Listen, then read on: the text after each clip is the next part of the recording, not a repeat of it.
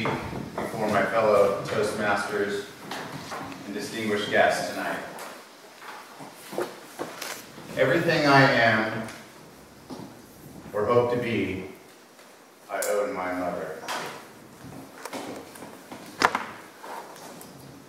I'm not sure where that quote came from or who made it up, but it really resonated with me when I sat down to ponder what I was going to talk about with you guys tonight, and how my life kind of has transpired. My name's Bill Brown, and I live in Laguna Beach. I'm 44 years old, and I joined Toastmasters to get more comfortable in public speaking and share my experience and knowledge to influence people in a positive way.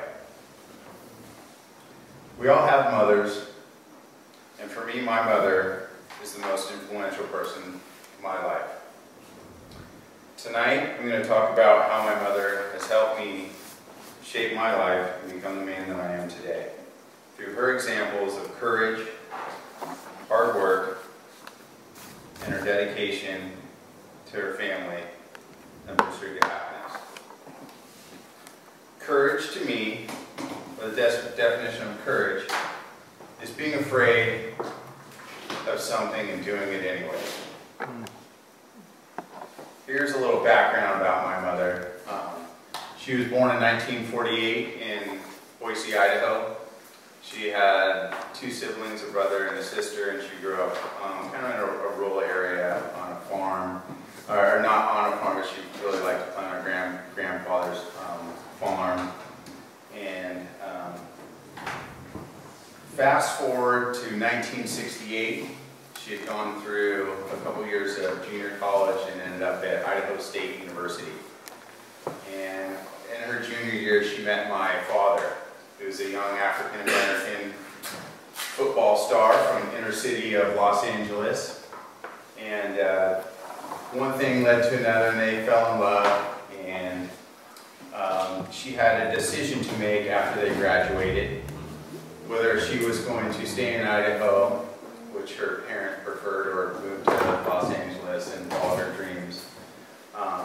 And she decided to move to Los Angeles, California, against her parents' will and a lot of the community's will, really. Back in those days, biracial marriages or relationships were not really encouraged, especially in Idaho.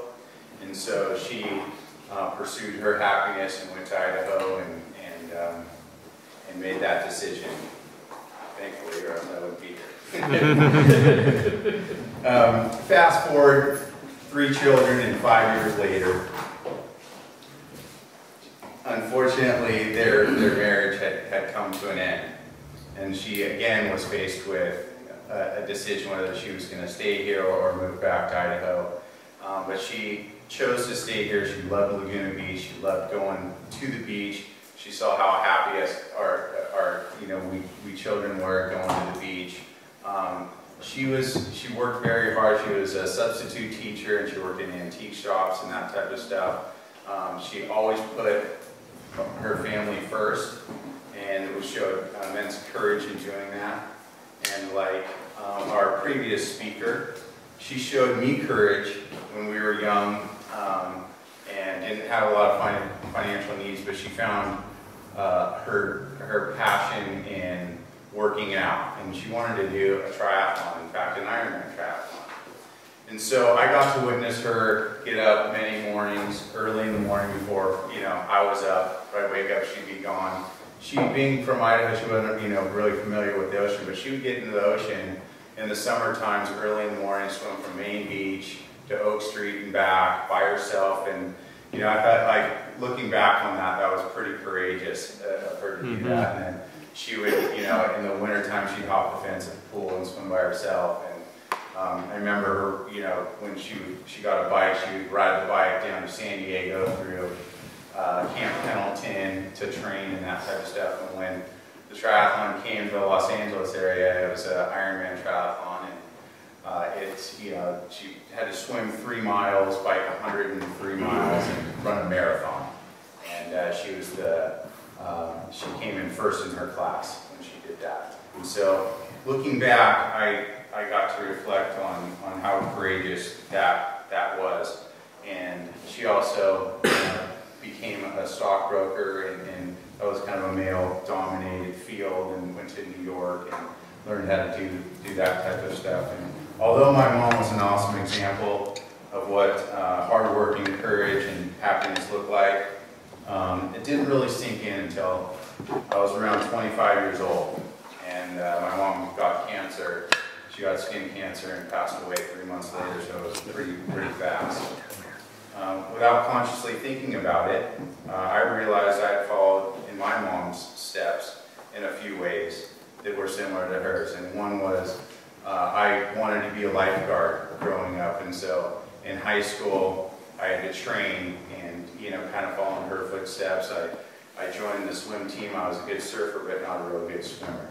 And so I swam and learned how to swim, and then tried out for lifeguards and made it. And then after my junior college education, I went out and started a business just like her, and kind of reflected on how she would have done things. And in retrospect, I've had a great life so far, and just like all of us, not without struggles. I'm so grateful that I had such an awesome example of what courage, hard work, and happiness look like. I'm thankful for the strength I've been able to pull from my mother's example. Whether I'm going through some struggles or a hard time in my life, I can reflect. My mother hasn't been with me for the last 20 years, but her example of courage and pursuit of happiness has never left my side. Like I said, whenever I'm going through struggles or a hard time, I can always ask myself, what would my mother do? And I typically get the right answer. Thank you.